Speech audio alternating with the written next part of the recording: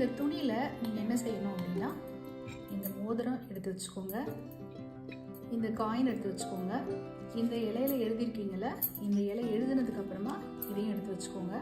இந்த கல் உப்பை அப்படி டைரெக்டாக வைக்காதீங்க. ஏன்னா இந்த கல் உப்பில் வந்து கொஞ்சம் ஈரம் வரும். அந்த ஈரப்பதம் வரும்போது அந்த தண்ணி வந்து வடிய ஆரம்பிச்சிடும். அதனால் இதை வந்து ஒரு பேப்பரில் இல்லைன்னா ஒரு கவரில் போட்டு பேக் பண்ணிவிட்டு அதுக்கப்புறமா இந்த மூட்டையில் நீங்கள் வைக்கலாம். இது எல்லாமே வச்சுருங்க.